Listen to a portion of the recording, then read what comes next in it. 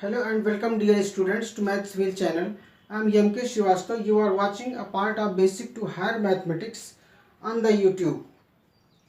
Last part में हम लोगों ने स्वतंत्र घटनाओं के बारे में देखा, स्वतंत्र घटनाओं की डेफिनेशन को देखा, स्वतंत्र घटनाएं क्या होती हैं उसको हम लोगों ने बहुत डिटेल में पढ़ा। इस पार्ट में हम स्वतंत्र घटनाओं पर बेस्ड कुछ एग्जाम्पल्स लेते हैं और उनको सॉल्व करते हैं। लेकिन आपकी जानकारी के लिए हम बता दें, अगर दो स्वतंत्र घटनाएं ए और बी हैं तो probability of A intersection B is equal to P A into P B होता है। ठीक उसी तरीके से अगर probability of A intersection B is equal to P A into P B है तो हम ए और बी को स्वतंत्र घटनाएं कहते हैं। तो आइए देखते हैं इस पर बेस्ड कुछ एग्जाम्पल्स। तो आइए देखते हैं स्वतंत्र घटनाओं पर बेस्ड पहला एग्जाम्पल। क्वेश्चन है कि यदि x के परीक्षा में फेल होने की प्रायिकता 0.3 तथा y के फेल होने की प्रायिकता 0.2 हो तो या तो x या y के फेल होने की प्रायिकता ज्ञात कीजिए। इस क्वेश्चन में कह रहे हैं कि एक स्टूडेंट x है, उसके परीक्षा में फेल होने की प्रायिकता 0.3 है। इसका मतलब ये हुआ कि Px की जो वैल्यू है वो 0.3 है। अब यहाँ पर ये कंसीडर कर लिया गया है कि जो स्टूडेंट x है उसके फेल होने की घटना को x मान लिया गया है। ये मतलब इसको लिखने की ज़रूरत नहीं है, ये अंडर कंसीडरेबल है कि जब हम Px लिख दिए तो इसका मतलब ये हुआ कि हमने ये मान लिया कि स्टूडेंट x के फेल होने की जो घटना है उसको हमने x मान लिया है और y के फेल होने की जो घटना है उसको हमने y मान लिया है।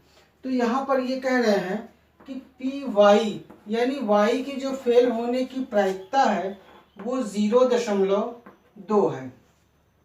अब ये कह रहे हैं कि या तो x या y के फेल होने की प्रायिकता हमें बतानी है, यानी कि हमें प्राप्त करना है क्या कि प्रोबेबिलिटी ऑफ या तो x या y, यानी कि हमें उस घटना की प्रायिकता ज्ञात करनी है जिसमें या तो x फेल हो या तो y फेल हो। और हम ये जानते हैं कि या तो x या y को हम x यूनियन y कहते हैं, या तो x या y को हम x यूनियन y कहते हैं। इसका मतलब हुआ कि हमें फाइंड करना है probability of x union y। हमें इस चीज़ को फाइंड करना है। ये तो लैंग्वेज में हमने लिख दिया है, ये हमें फाइंड करना है probability of x union y। जब हम इसको निकाल लेंगे तो वही उसका मतलब होता है कि वो प्रोबेबिलिटी ऑफ या तो x या तो y। अब सोचिए ज़रा सा कि probability of x union y हमें निकालना है। इसका तो हम फॉर्मूला जानते हैं ना, हम जानते हैं कि probability of x union y equal to probability of x plus probability of y minus probability of x intersection y। ये हम जानते हैं। अब हम ये देख रहे हैं कि प्रोबेबिलिटी ऑफ x की वैल्यू तो यहाँ पर है, प्रोबेबिलिटी ऑफ y की वैल्यू यहाँ पर है, but probability of x intersection y की वैल्यू इस क्वेश्चन में भी नहीं दिया है। तो ये एक प्रॉब्लम हमारे लिए है। जब तक हम probability of x intersection y की वैल्यू नहीं फाइंड कर लेते हैं तब तक हम probability of x union y की वैल्यू को नहीं फाइंड कर पाएंगे। इस प्रॉब्लम को सॉल्व करने का एक तरीका है कि हम क्वेश्चन को अच्छे ढंग से रीड करते हैं और देखते हैं कि ये जो घटना है वो आपस में कहीं परस्पर अपवर्जी घटना तो नहीं है या स्वतंत्र घटना तो नहीं है, क्योंकि अगर परस्पर अपवर्जी घटना होगी तो probability of x intersection y 0 हो जाएगा, और अगर स्वतंत्र घटना होगी तो probability of x intersection y equal to probability of x into probability of y हो जाएगा। तो इसलिए हम इसको एक बार कायदे से रीड करते हैं और देखते हैं क्या दोनों में से कोई घटना तो नहीं है। ये कह रहे हैं यदि x के परीक्षा में फेल होने की प्रायिकता 0.3 तथा y के फेल होने की प्रायिकता 0.2 है। एक एग्ज़ाम में x और y दोनों एग्ज़ाम देते हैं, एक एग्ज़ाम है उसमें x और y दोनों एग्ज़ाम देते हैं और x फेल हो जाता है, x फेल हो जाता है तो y का फेल होना, y फेल भी हो सकता है, पास भी हो सकता है। अगर ऐसे हम बात करें कि x फेल हो गया तो y फेल भी हो सकता है, पास भी हो सकता है। मतलब अगर x फेल हो गया तो ज़रूरी नहीं कि y फेल हो जाए या y पास हो जाए, वो कुछ भी हो सकता है। एक परीक्षा में अगर दो स्टूडेंट एग्ज़ाम देते हैं तो अगर पहला फेल हो जाता है तो उस पर दूसरा नहीं डिपेंड करता कि पहला फेल हो जाएगा दूसरा फेल नहीं होगा, या दूसरा पास हो जाएगा, या दूसरा पास हो जाएगा तो पहला फेल नहीं होगा। मतलब दोनों स्टूडेंट का पास या फेल होना वो तो अपने अपने ऊपर डिपेंड करता है। तो इस तरीके से ये दोनों घटनाएं जो हैं वो स्वतंत्र घटनाएं हैं। आप तो पीछे के एक पार्ट को देखिए, इसके पहले वाले पार्ट को आप देखिए तो उसमें आपको स्वतंत्र घटनाओं के बारे में बताया गया है कि ये जो घटना है ये स्वतंत्र घटना है। क्योंकि आप वैसे भी जब रीड करेंगे कि जब एक विद्यार्थी फेल हो गया तो दूसरा क्या ज़रूरी है फेल हो जाए या क्या ज़रूरी है कि पास हो जाए। ये पहले के फेल या पास होने पर दूसरा डिपेंड नहीं करता है, वो तो जैसा लिखेगा वैसा होगा उसके साथ में। तो चूंकि इसको हम इक्वेशन फर्स्ट मान लेते हैं, चूंकि दी हुई घटनाएं स्वतंत्र घटनाएं हैं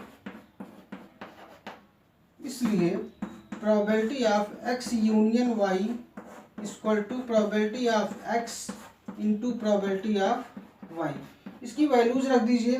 प्रोबेबिलिटी ऑफ x 0.3 है into probability of y 0.2, solve कर दीजिए 0.06 आ जाएगा। तो ये इंटरसेक्शन होगा यहाँ पर। Probability of x intersection y equal to P X into P Y, ये वैल्यूज हम रखेंगे तो 0.06 हमको मिल जाएगा। अब इस पी एक्स पी वाई और पी एक्स इंटरसेक्शन वाई तीनों की वैल्यूज को हम इक्वेशन फर्स्ट में पुटअप कर देते हैं। इसलिए समीकरण एक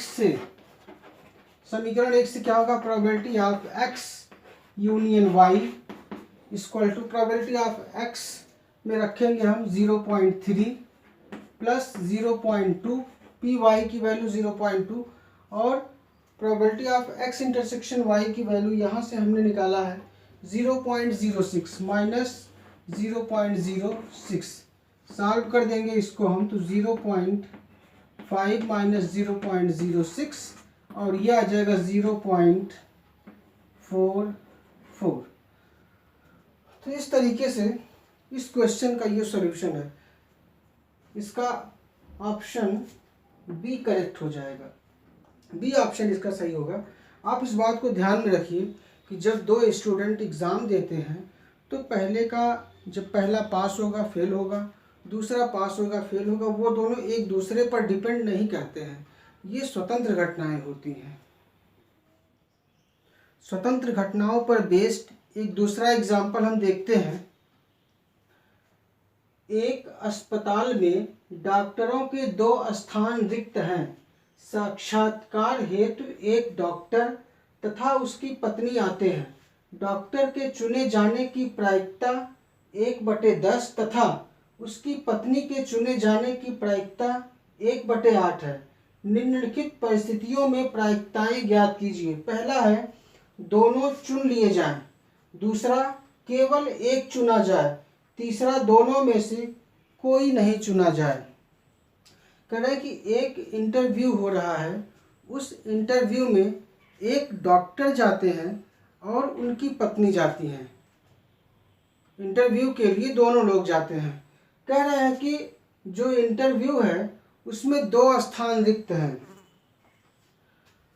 अब हमें इस टाइप की घटनाओं की प्रायिकता ज्ञात करनी है। तो हम क्या करते हैं कि हम ये मान लेते हैं कि माना डॉक्टर के चुने जाने की घटना ए है और उनकी पत्नी को चुने जाने की घटना बी है, क्योंकि उसमें तो एक्स और वाई लिखा था तो हमने पी एक्स और पी वाई कर दिया था।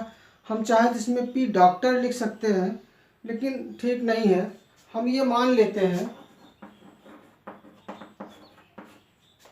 माना डॉक्टर के चुने जाने की घटना ए तथा उनकी पत्नी के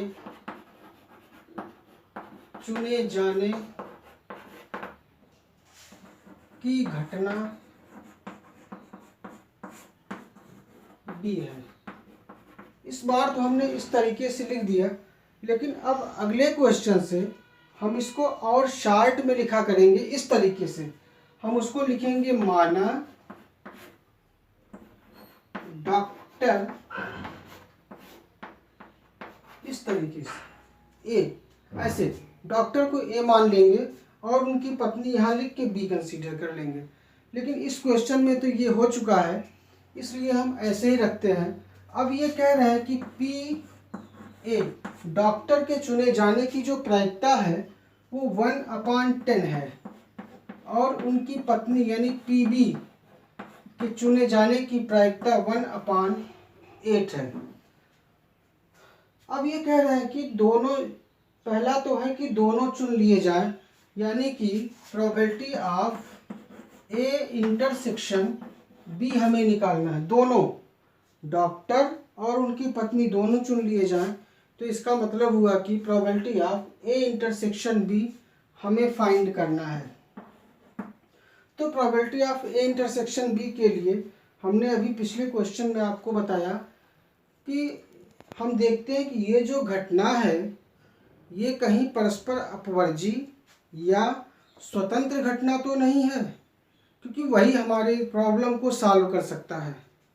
कह रहे हैं कि एक साक्षात्कार है, साक्षात्कार में 2 लोग जाते हैं, उसमें 2 स्थान रिक्त हैं, ए और बी 2 स्थान हैं। डॉक्टर जाते हैं, उनकी पत्नी जाती है। अगर मान लीजिए डॉक्टर का सिलेक्शन हो गया, डॉक्टर तो यहाँ जाके सेट हो गए, उनका सिलेक्शन हो गया, अभी एक स्थान तो रिक्त है ना, क्या उनकी पत्नी का सिलेक्शन नहीं हो सकता है? उनकी पत्नी का सिलेक्शन हो भी सकता है, नहीं भी हो सकता है। मतलब उनकी पत्नी का सिलेक्शन होना डॉक्टर के सिलेक्शन होने पर डिपेंड नहीं करता है।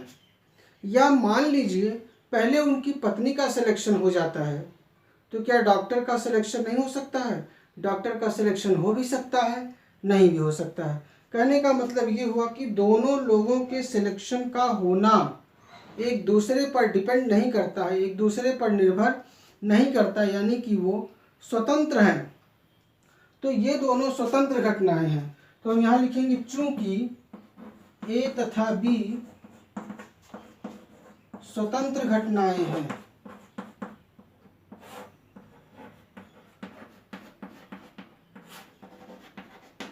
इसलिए probability of A intersection B क्या हो जाएगा? Probability of A into probability of B, और वैल्यूज को पुटअप कर देंगे 1/10 इंटू 1/8, तो ये हमें देगा 1/80, यानी कि दोनों के सेलेक्टेड होने की जो प्रोबेबिलिटी है वो 1/80 हो जाएगी।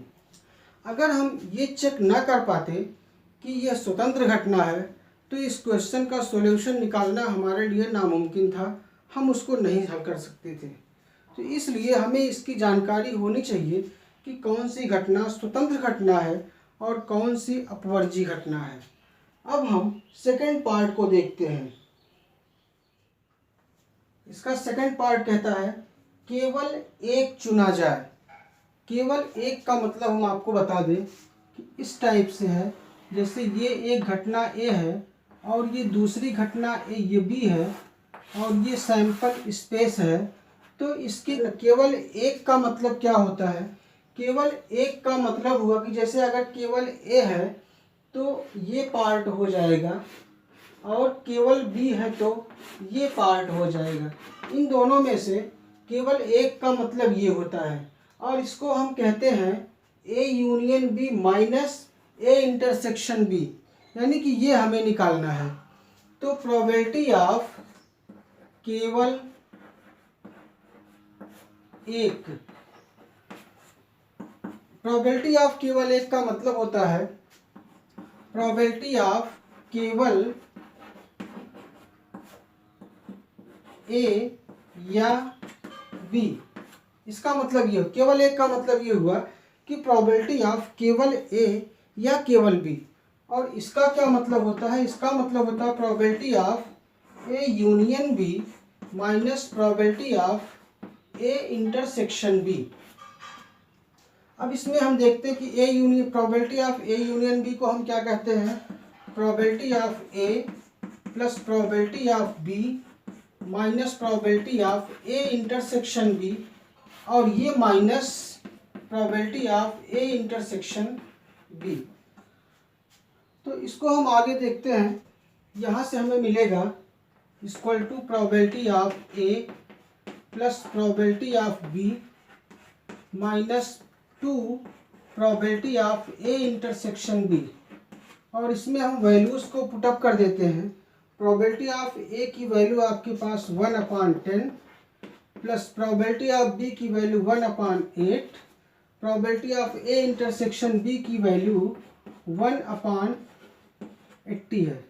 इसका हम एलसीएम लेते हैं तो हमें मिलेगा 80, 10 8 जा 88 प्लस 8 10 जा 10, 80 माइनस 80 1 जा 80, 1 2 जा 2, तो ये आपको मिल जाएगा 8 8 16/80 और 16 1 जा 16, 16 5 जा 180, यानी कि 1/5 इसका आंसर हो जाएगा। तो केवल एक का मतलब ये होता है। एक अगला क्वेश्चन हम देखते हैं। क्वेश्चन कहता है कि ए व बी के एक वर्ष में मरने की प्रायिकताएं क्रमशः पी व क्यू हैं। ए और बी दो पर्सन हैं, ए और बी दो व्यक्ति हैं, उनके एक वर्ष में मरने की जो प्रायिकताएं हैं वो क्रमशः पी और क्यू हैं। तो उनमें से केवल एक वर्ष के अंत में जिंदा रहे, इसकी प्रायिकता क्या है। तो कह रहे हैं कि इन दोनों में से, ए और बी दोनों में से कोई एक वर्ष के अंत में जिंदा रहेगा, जबकि इन्होंने यहाँ पर ए और बी के मरने की प्रायिकता दिया है और जिंदा रहने की प्रायिकता पूछ रहे हैं। तो सबसे पहले हम जिंदा रहने की प्रायिकता निकालते हैं। तो वर्ष के अंत में एक के मरने की प्रायिकता P A is equal to P. वर्ष के अंत में ए के मरने की प्रायिकता स्मॉल पी है, इसलिए वर्ष के अंत में ए के जिंदा रहने की प्रायिकता, जो कि पी ए डैश हो जाएगी।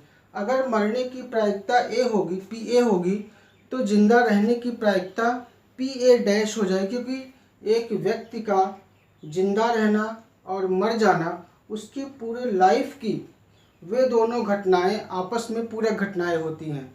तो अगर मरने की प्रायिकता पी ए है तो जिंदा रहने की प्रायिकता पी ए डैश हो जाएगी, और ये पी ए डैश क्या होगा, 1 माइनस पी ए, जिसको कि हम लिख सकते हैं 1 माइनस पी ए की वैल्यू स्मॉल पी है।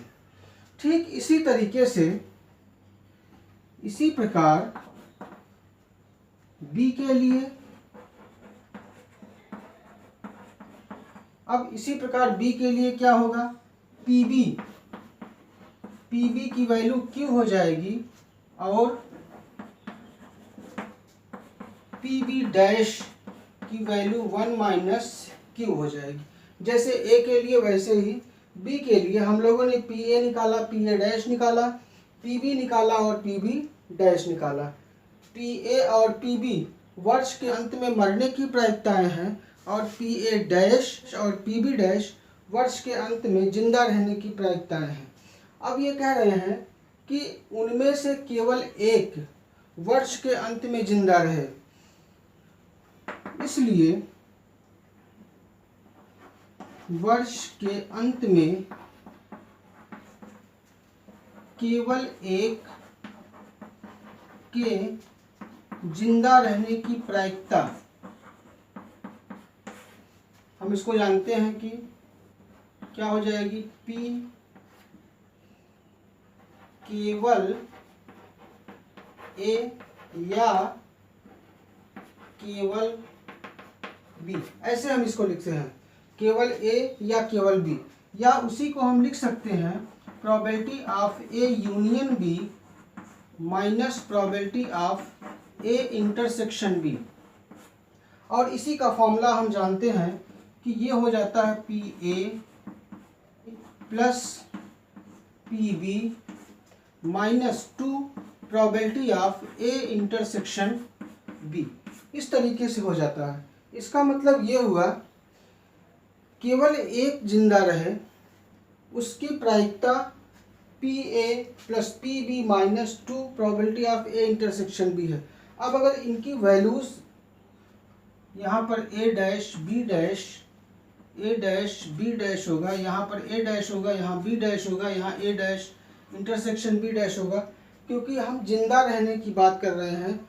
ए और बी तो मरने की प्रायिकताएं हैं, यहाँ पर हम जिंदा रहने की प्रायिकता निकाल रहे हैं, इसलिए हम यहाँ पर डैश लगा देंगे। तो P A dash plus P B dash minus 2 P A dash intersection B dash. इनकी वैल्यूज़ अगर हमको पता होगी तो वो वैल्यूज़ अगर हम यहाँ पर रख देंगे तो हमें एग्जैक्ट आंसर मिल जाएगा। लेकिन हमें यहाँ पर P A dash P B dash की वैल्यू तो पता है, ये देखिए, लेकिन probability of A dash intersection B dash नहीं पता है। लेकिन हम ये जानते हैं कि दोनों का जिंदा रहना आपस में स्वतंत्र घटनाएं हैं, इसलिए probability of A dash intersection B dash क्या हो जाएगा, probability of A dash into probability of B dash. तो अब ये जो फार्मूला है, ये फार्मूला क्या बन जाता है, ये बन जाएगा कि प्रोबेबिलिटी केवल ए जिंदा रहे या केवल बी, केवल ए जिंदा रहे या केवल बी, क्या हो जाएगा यहाँ से probability of A dash plus probability of B dash minus 2, और इसकी जगह हम रख देंगे probability of A dash into probability of B dash, क्योंकि दोनों ही आपस में स्वतंत्र घटनाएं हैं। अब इनकी वैल्यूज़ को हम पुटअप कर देते हैं, तो पी ए डैश की value 1 minus P plus P B dash की value 1 minus Q plus minus 2 P A dash की वैल्यू 1 माइनस पी और पी बी डैश की वैल्यू 1 माइनस क्यू। इसको हम सॉल्व कर देंगे तो 1 plus 1 2 minus P minus Q, और जब इसको हम सॉल्व करेंगे तो ये हमें देगा माइनस 2 1 1 जा 1 minus Q minus P plus P Q, ये हमें दे देगा। अब इसको और आगे हम सॉल्व करते हैं। इस स्टेप के बाद हम यहाँ से करते हैं, ये तो हमारा ऑप्शन दिया हुआ है, ये 4 ऑप्शन दिए गए हैं, इन ऑप्शन को हम टच नहीं करेंगे अभी। ये तो यहाँ से हमें मिलेगा 2 minus P minus Q minus 2 minus 2 Q minus 2 P plus 2 Q plus 2 P minus 2 P Q, ये मिल जाएगा। तो अब ये 2 इस 2 से कैंसिल हो जाएगा, 2p में से एक p निकलेगा तो p, 2q में से एक q निकलेगा प्लस q, और फिर माइनस 2p क्यू, ये इसका आंसर हो जाएगा। तो इस तरीके से हमारा बी ऑप्शन करेक्ट होगा। ये क्वेश्चन थोड़ा लंबा है, लेकिन ये है कि उसकी टेक्निक आपको जब पता हो जाएगी तो आप इसको आराम से निकाल सकते हैं। स्वतंत्र घटनाओं पर बेस्ड एक क्वेश्चन हम और देखते हैं।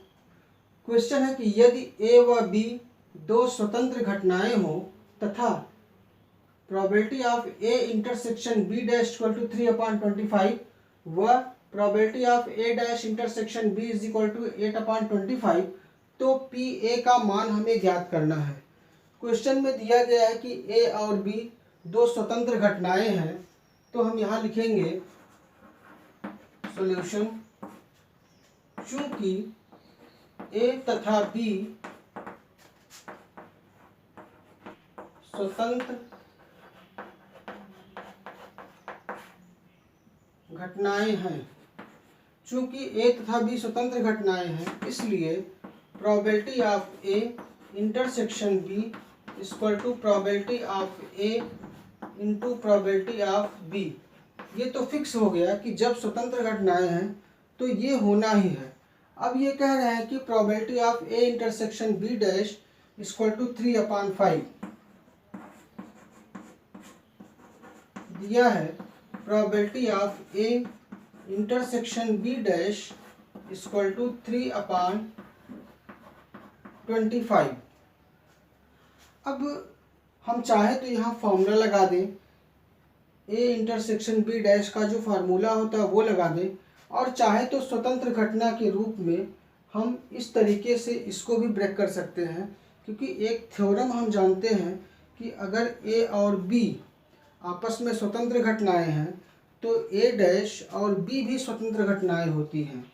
तो उस बेस पे हम इसको लिख सकते हैं probability of A into probability of B dash equal to 3/25, और तब यहाँ से हमें मिलेगा P A into 1 minus P B. पूरक घटना के फार्मूले से हमने पी बी डैश को 1 माइनस पी बी लिख दिया, इक्वल टू 3/25 हो गया।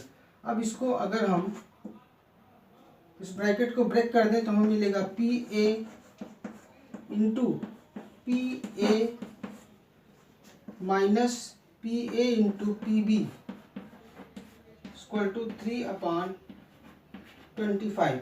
ये मिल गया इक्वेशन फर्स्ट। ये इक्वेशन फर्स्ट हो गया। अब इसके आगे हम कुछ कर नहीं सकते हैं। ये जो वैल्यू यहाँ पर हमें दिया था उसके आधार पे हम लोगों ने इसको निकाला, तो हमने देखा कि probability of A intersection B dash की जगह probability of A minus probability of A into probability of B हमको मिला। इसी प्रकार हमें क्या दिया है कि probability of A dash intersection B, probability of A dash intersection B equal to 8/25 दिया है। तो इसी तरीके से इसको जब हम सॉल्व करेंगे तो हमें यहाँ पर मिलेगा P B minus P B into P A equal to 8/25, ये हमको मिलेगा, और इसको हम इक्वेशन सेकंड मान लेंगे। जब आप इसी तरीके से इसको सॉल्व करेंगे तो ये चीज़, चूँकि यहाँ पर देखिए P A dash intersection B है, यहाँ पर P A intersection B dash है, तो इन दोनों में क्या फ़र्क है कि ए की जगह ए डैश हो गया है और बी डैश की जगह बी हो गया है। तो इस तरीके से जब हम इसको सॉल्व करेंगे तो ए और बी आपस में इंटरचेंज हो जाते हैं।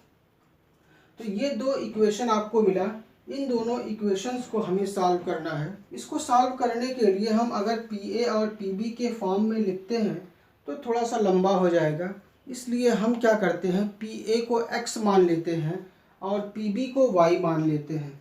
तो हम यहाँ लिखेंगे माना P A equal to x तथा P B equal to y।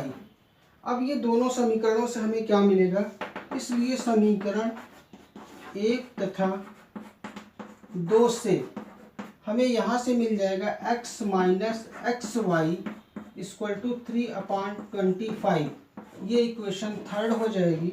और यहाँ से सेकंड से हमें मिलेगा y minus Y X is equal to 8/25।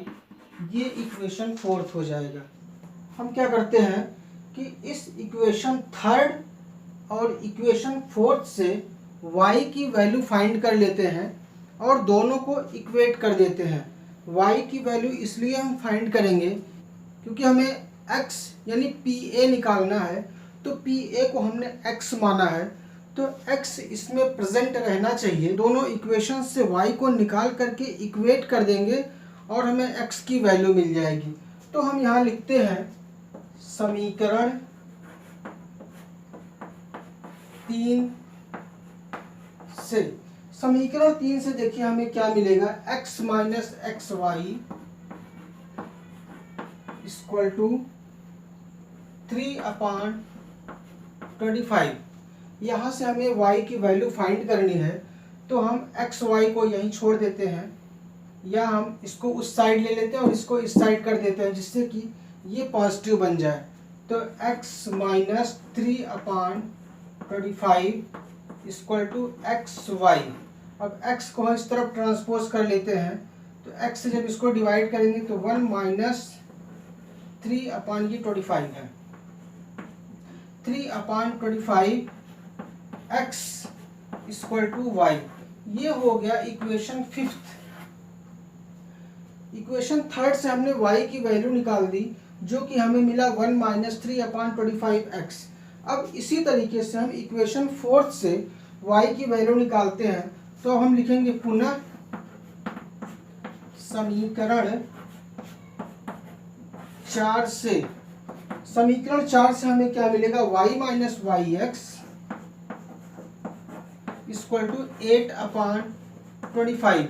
और चूंकि हमें y की वैल्यू निकालनी है तो y को हम ले लेते हैं कॉमन, हो जाएगा 1 माइनस एक्स इक्वल टू 25 है 8/25। और यहाँ से फिर हम y की वैल्यू जब निकालेंगे तो y की वैल्यू हमें मिल जाएगी 8/25 1 माइनस एक्स, और ये हो जाएगा इक्वेशन सिक्स्थ। इक्वेशन फिफ्थ और सिक्स्थ को हम इक्वेट कर देंगे तो हमें x की वैल्यू मिल जाएगी। तो हम यहाँ लिखेंगे समीकरण नंबर 5 और 6 से, समीकरण नंबर 5 और 6 से हमें क्या मिलेगा, ये देखिए वहाँ यहाँ पर y की value 1 minus 3/25x 1 minus 3/25x equal to, यहाँ पर y की value 8/25 1 minus x 8/25 1 minus x। ये हमने दोनों y के वैल्यूज को इक्वेट कर दिया। अब ये जो पूरी इक्वेशन है ये हमको x में मिल गई है। अब अगर हम x की वैल्यू निकाल देंगे तो वही वैल्यू PA की वैल्यू हो जाएगी। इसको सॉल्व करने के लिए हम क्या करते हैं कि पहले 25 से मल्टीप्लाई कर देते हैं। 25 से मल्टीप्लाई कर देंगे तो ये क्वेश्चन कुछ आसान हो जाएगा हमारे लिए। तो यहाँ से हमें मिलेगा 25 से मल्टीप्लाई करने पर 25 minus 3/x is equal to 8/1 minus x। ये हमको मिल गया। अब हम x के टर्म को एक तरफ कर देते हैं तो ये मिलेगा 25 equal to 8/1 minus x plus 3/x। ये हमको मिल गया। अब 25 इक्वल टू, इन दोनों का एलसीएम ले लेंगे तो आ जाएगा x 1 माइनस एक्स, और यहाँ से 1 माइनस एक्स कैंसिल होगा तो 8x प्लस यहाँ से x कैंसिल होगा तो 3 1 माइनस x हमको मिल जाएगा।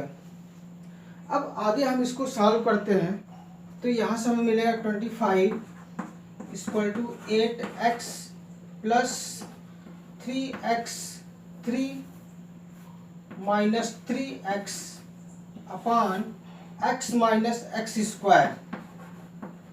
अब इसका क्रॉस मल्टीप्लाई कर देंगे तो ये हो जाएगा 25x minus 25x square equal to 8x minus 3x 5x plus 3।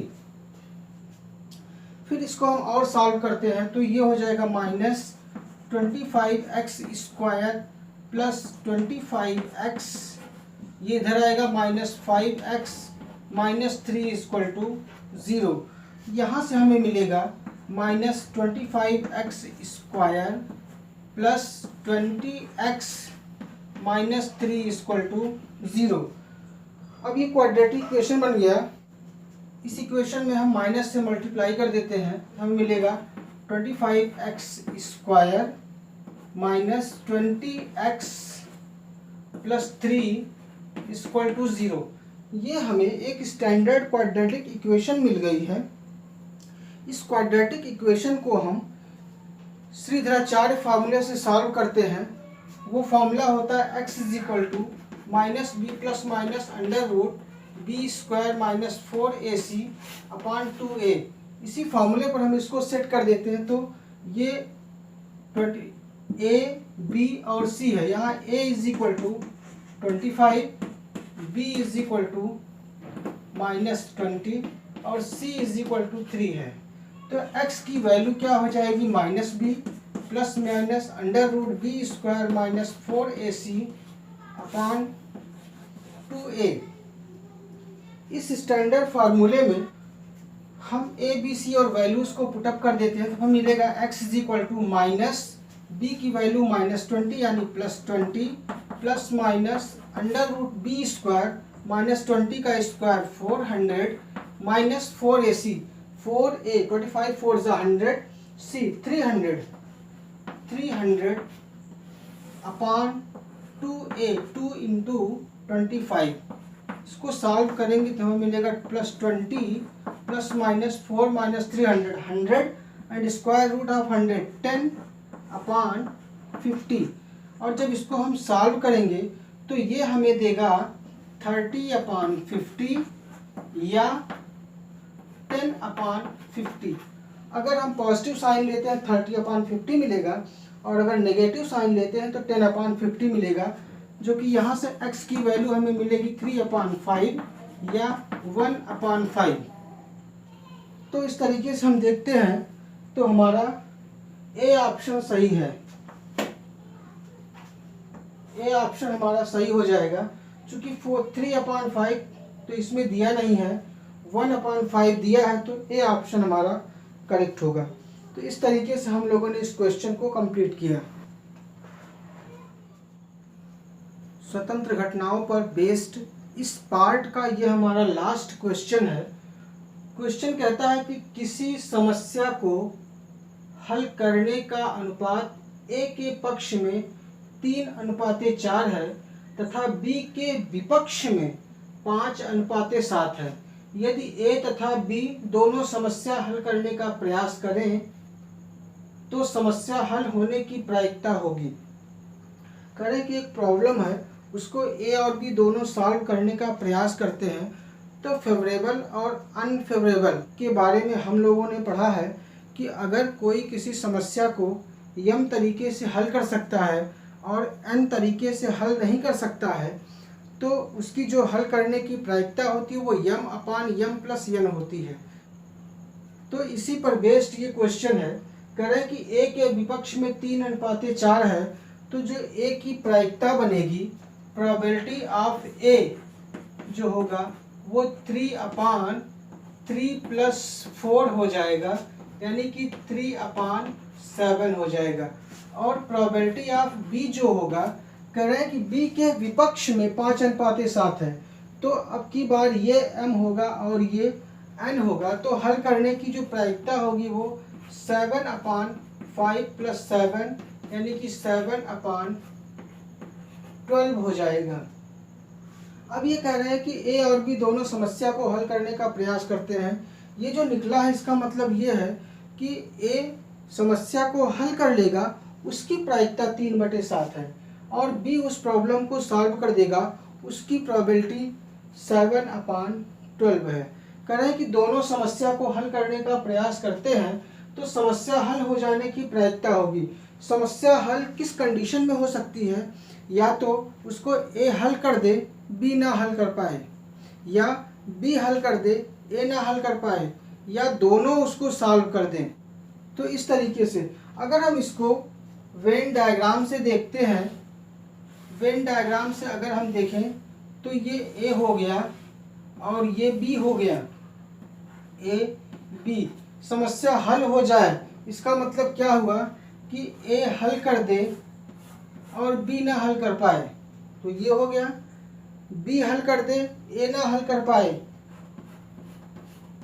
तो ये हो गया। या तो दोनों हल कर दें, यानी कि ये पार्ट, और इसी पार्ट को हम कहते हैं ए यूनियन बी। तो समस्या हल हो जाए इसका मतलब हुआ कि हमें ए यूनियन बी निकालना है, यानी कि हमें फाइंड करना है probability of A union B. तो probability of A union B क्या होता है? Probability of A plus probability of B minus probability of A intersection B. Probability of A और प्रोबेबिलिटी ऑफ बी की वैल्यू तो यहाँ पर दिया हुआ है, लेकिन probability of A intersection B की वैल्यू आपको नहीं पता है। बट हम ये जानते हैं कि जो घटना दी गई है ये स्वतंत्र घटना है, इसलिए probability of A intersection B को हम P A into P B भी लिख सकते हैं। तो क्या होगा, यहाँ से हमें मिल जाएगा P A plus P B minus P A into P B, क्योंकि ए और बी स्वतंत्र घटनाएं हैं। इनकी वैल्यूज़ को हम पुटअप कर देते हैं तो ये हमें मिलेगा वहाँ से 3/7 प्लस 7/12 माइनस 3/7 इंटू 7/12। ये इससे कैंसिल हो जाएगा, तो यहाँ से हमें मिलेगा 3/7 प्लस 7/12 माइनस 3/12। अब हम इसका लेते हैं एलसीएम। 7, 12 और 12 का जो हम एलसीएम लेंगे तो ये हमें देगा 84। अब ये 7, 12 जा 84 और 12 3 जा 36 प्लस 12 7 जा 84 और 7 7 जा 49 माइनस 12 7 जा 84 7 3 जा 21। और इसको जब हम सॉल्व करेंगे तो 6 + 9 15, 1 कैरी हुआ, 1 + 3 4 + 4 8 माइनस 21/84। और जब इसको सब्ट्रैक्ट करेंगे तो आ जाएगा 4 और 8 - 2 6/84। इसको हम 4 से डिवाइड कर देंगे, 4 16 जा और ये 4 2 जा 8 4 1 जा 4, 16/21 इसका आंसर हो जाएगा। इसका जो रिजल्ट मिलेगा हमें वो 16/21 मिलेगा। तो इस तरीके से हमारा बी ऑप्शन करेक्ट हो जाएगा। तो ये रहा लास्ट क्वेश्चन इस पार्ट का। बड़े इत्मीनान से हम लोगों ने स्वतंत्र घटनाओं पर बेस्ड कुछ प्रॉब्लम्स को देखा, उसको बड़े अच्छे ढंग से समझने का प्रयास किया। आप भी वीडियो को इत्मीनान से देखिए तो पूरी बात आपकी समझ में आ जाएगी। और अगर ये पूरी बात स्वतंत्र घटना पर आधारित क्वेश्चंस आपकी समझ में आते हैं तो आप वीडियोस को लाइक करें, अपने फ्रेंड्स में ज़्यादा से ज़्यादा शेयर करें, जिससे कि उनको भी इसका बेनिफिट मिल सके। चैनल को सब्सक्राइब करें और बेल आइकन को ज़रूर प्रेस करें, जिससे आने वाली नई वीडियोस की अपडेट्स का नोटिफिकेशन तुरंत आपको मिले। Thanks for watching this video.